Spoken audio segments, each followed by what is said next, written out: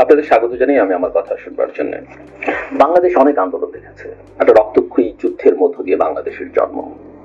সেই জন্মের আগে বাংলাদেশ 69 দেখেছে, 66 দেখেছে, 65 দেখেছে, 54 দেখেছে, 52 দেখেছে, এমনকি 48-এও উর্দুকে রাষ্ট্রভাষার কথা যখন বলা হলো, মোহাম্মদ আলী জিন্নাহ বললেন, তখনও মানুষ বাংলাদেশ দেখেছে। 70-এর নির্বাচন দেখেছে এবং 71-এর মুক্তিযুদ্ধ, লক্ষ লক্ষ শহীদের রক্তের বিনিময়ে অর্জিত আমাদের স্বাধীনতা।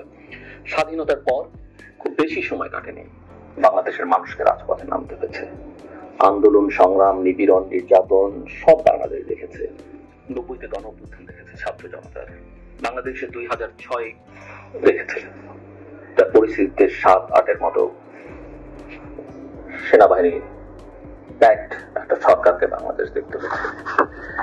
এরপরে বাংলাদেশ শেখ হাসিনা ক্ষমতায় আসবার পরে এবং তিনি ধীরে ধীরে একটা টাইরেন্ট, অটোক্র্যাট, একটা টোটালিটেরিয়ান গভর্নমেন্ট এর বিকাশ ঘটানোতে যে ভূমিকা রেখেছেন, সেই সময় তো বিভিন্ন পর্যায়ে মানুষ আন্দোলন করেছে, সংগ্রাম করেছে।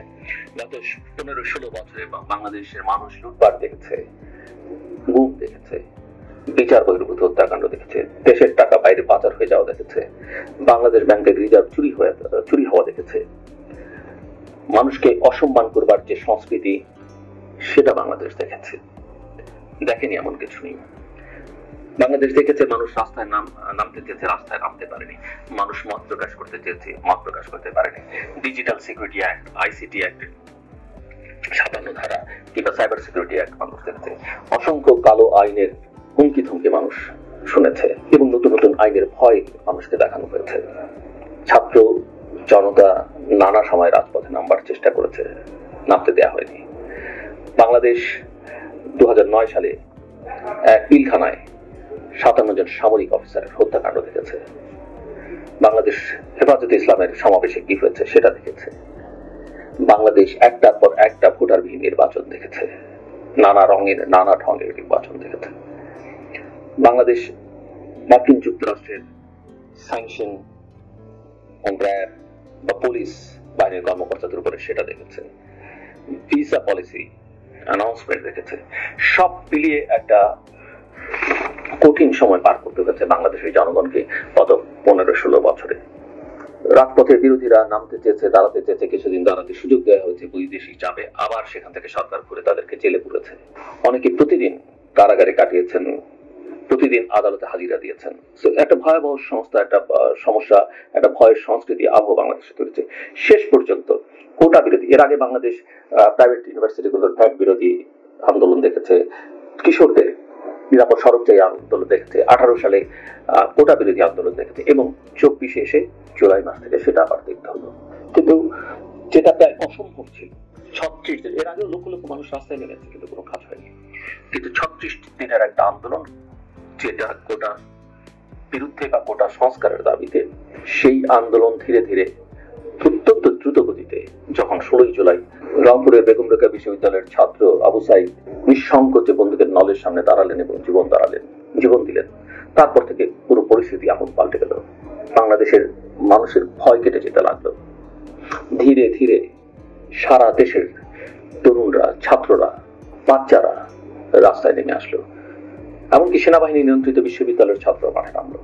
প্রাইভেট ইউনিভার্সিটিগুলো, প্রাইভেট স্কুল, কলেজ, পাবলিক ইউনিভার্সিটিগুলো, কোনো ছাত্র সারা দেশে বাদ থাকলো না। ছাত্রদের অভিভাবক, বিভিন্ন রাজনৈতিক দলের নেতাকর্মীরা রাজপথে নেমে আসলো। ঢাকা শহরের বিভিন্ন অঞ্চলে মানুষ এতটাই প্রতিরোধ করে তুলল যে কোনো বাহিনী, কোনো সংস্থা সেখানে জায়গা করতে পারলো না। হেলিকপ্টার দিয়ে গুলি ছুটতে হলো। 80 জনের মতো একেবারে বাচ্চা জীবন দিল, হাজার খানেক মানুষকে জীবন দিতে হলো। কিন্তু এমনকি মেয়েরাও ট্যাঙ্কের সামনে, পুলিশের গাড়ির সামনে দাঁড়াতে, বন্দুকের নলের সামনে দাঁড়াতে কেউ ভয় পায়নি। আন্দোলনটা শুরু করেছিল ছাত্ররা কোটা সংস্কারের দাবিতে, যেখানে একক কোনো নেতা ছিল না, একটা সমন্বয় পরিষদ, সেটা আস্তে আস্তে বাড়তে, সমন্বয়কে সংখ্যা বাড়তে থাকলো। বোধ করি একজন আরেকজনকে চিনেও না। নতুন নতুন কর্মসূচি, নতুন নতুন নামে কর্মসূচি, কোনোটা পিছিয়ে দিয়ে, কোনোটা এগিয়ে দিয়ে, এক অভূতপূর্ব, এমনকি টিভি কার্যালয়ে নিয়ে গিয়েও এক ধরনের ঘোষণা প্রকাশ করলো। ছাত্ররা সেখান থেকে বেরিয়ে এসে তাদের উপরে কি হয়েছে সেটা বললো এবং তারা আবার আন্দোলনে নামলো। সো এইরকম নজির, এইরকম পরিস্থিতি বাংলাদেশে কখনো হয়নি। দক্ষিণ এশিয়াতে হয়েছে কিনা গোটা পৃথিবী জুড়ে এরকম আন্দোলনের নজির খুব কম আছে। কিন্তু প্রশ্ন হচ্ছে এই আন্দোলন কে করবে? ছাত্রের সামনের সারিতে ছিলেন, বৈষম্য বিরোধী ছাত্র আন্দোলন অগ্রভাগে ছিলেন, এ নিয়ে কোনো বিতর্ক নেই। কিন্তু এটা ছাত্র জনতার সম্মিলিত গণঅভ্যুত্থান। এখানে সবার কৃতিত্ব। আপনি যদি হসপিটালে যারা আছেন তার মধ্যে ছাত্রগত সাধারণ মানুষ কত, যতজন মারা গেছেন তার মধ্যে ছাত্রগত সাধারণ মানুষ কত, সেটা দেখলেই বোঝা যাবে। আবার যদি আপনি উল্টো দিক থেকে দেখেন, শেখ হাসিনার সরকার ছাত্ররা এর মধ্যে নেই, তারা ঘরে চলে গেছে, এরকম একটা বার্তা দেওয়ার চেষ্টা করেছে। সেই হিসাবে দেখলে আবার ছাত্ররা যে সংখ্যায় ছিল সেটাও উল্লেখযোগ্য। তাদের বিরুদ্ধে মামলা হয়েছে, যদিও পরে অন্তর্বর্তীকালীন সরকার সেই মামলাগুলো তুলে নিয়েছে। তো আমি যেটা বলতে চাইছি, এই আন্দোলনের কোনো একক নেতা ছিল না। এই আন্দোলনে এখন অনেক মাস্টার মাইন্ড আছেন, অনেক সিনিয়র লোকজনও দাবি করছেন তারা এটা করেছেন ওটা করেছেন, তারাই গুরু, তারাই মহাপুরুষ। ব্যাপারটা এরকম নয়। এটা একটা স্পন্টেনিয়াস মুভমেন্ট। এই মুভমেন্ট সাফল্য পেয়েছে, কিন্তু মাথায় রাখতে হবে স্পন্টেনিয়াস মুভমেন্টের সাফল্য মাস আফসার্জের সাফল্য কিন্তু ব্যর্থ হয়ে যায় অনেক সময়। ইজিপ্টে পেয়েছে, আলজেরিয়াতে পেয়েছে, অনেক জায়গায় পেয়েছে। এটা আমাদের মাথায় রাখতে হবে।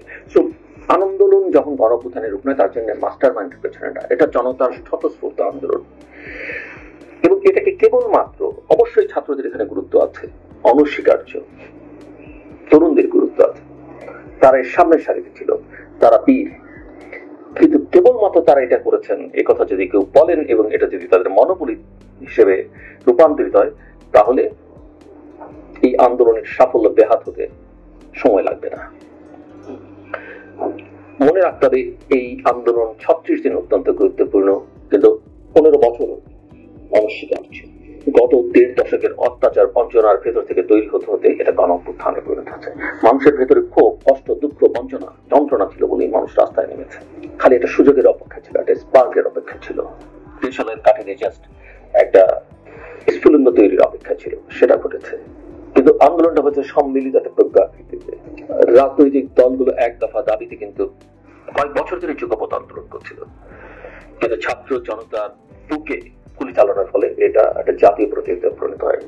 একজন ছাত্রের বুকে গুলি চালানো হয়েছে, আরেকজন ছাত্র মনে করেছে তার দায়িত্ব এটাকে প্রতিরোধ করা, প্রতিবাদ করা।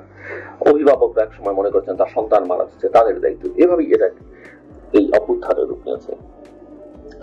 আওয়ামী লীগ ছাড়া এই আন্দোলনে যে যার মতো অবদান, আওয়ামী লীগ এবং তার কলাবরেটররা ছাড়া। কাজেই আমি মনে করি অবদান রাখবার বিষয়টি নিয়ে বিতর্ক আন্দোলনের ঐক্যকে ক্ষতিগ্রস্ত করবে, যা রাষ্ট্র গঠনে, রাষ্ট্র বিনির্মাণে বিরূপ প্রভাব ফেলবে। বাংলাদেশে অনেক মানুষই চিন্তাশীলতার চর্চা করেন। বাংলাদেশে আওয়ামী লীগের যে একটা মুক্তিযুদ্ধের চেতনা ন্যারেটিভ দ্বারা তার করেছিল, কাজের কাজ কিছুই করেনি, সেটার বিরুদ্ধে অনেকে কথা বলেছিলেন। শাহবাগে যে গণজাগরণ মঞ্চ হয়েছিল, সেটার প্রভাব দেখে অনেকেই শাহবাগের দিকে ছুটেছিলেন। আমি অবশ্য যাইনি, কারণ আমার কাছে মনে হয়েছিল এটা একটা যৌক্তিক আন্দোলন নয়, এই আন্দোলনের পরিণতি খুব ভালো কিছু নয়। সমাজে অনেক রকমের দুঃখ, কষ্ট, বঞ্চনা, যন্ত্রণা, বৈষম্য আছে, তা নিয়ে এই আন্দোলনকারীরা কথা বলছে না। এবং এটা একটা কৃত্রিম জাগরণ আমার কাছে মনে হচ্ছিল তখন। এর বিরুদ্ধে কেউ এখানে সমাজে সক্রিয় ছিল। একটা সাংস্কৃতিক কালচারাল ফ্যাসিজমের একটা চর্চা আমরা দেখেছি। অনেক তরুণকে দেখেছি সমাজে সাহসের সাথে চিন্তাশীল সংগ্রাম জারি রেখেছিলেন। তারা ভারতের ভূমিকা এখানে গুরুত্বপূর্ণ ছিল, অনেকে ভারত বিষয়ে সোচ্চার ছিলেন। কাজে নতুন বাংলাদেশ, নতুন জাগরণ, নতুন চিন্তা, নতুন তর্ক বিভিন্ন সমাজের অংশ, এবং সেটা বাংলাদেশে উঠে আসতে শুরু করেছে। ফলে এককভাবে কোনো মাস্টার মাইন্ড বা গুপ্ত পুরুষ, রহস্য পুরুষ আবিষ্কার করবার চেষ্টা বা কোনো অভিভাবক খুঁজবার চেষ্টা সম্মিলিত অর্জনকে বিভক্ত করবার সামিল। অবশ্যই কেউ কেউ, আমি আবারও বলছি, অগ্রসর ভূমিকা রেখেছেন, কিন্তু সেটার মূল্যায়ন হবে ইতিহাসের নিরিখে। আমি ভূমিকা রেখেছি তাই আমি এখন ক্ষমতার ভাগিদার হব, আমি ভূমিকা রেখেছি কাজে আমার কথাই সব হতে হবে, আমি ভূমিকা রেখেছি কাজে আমি ডিরেক্ট করব, ডিরেকশন দেব, প্রফেসরকে কি করতে হবে না করতে হবে, সরকারকে কি করতে হবে না করতে হবে, সেটা এক ধরনের আত্মঘাতী প্রবণতা। এই প্রবণতার বিরুদ্ধে আমাদের আসলে রুখে দাঁড়াতে হবে। আমার কথা শুনে আপনাদের ধন্যবাদ। আপনাদের সকলকে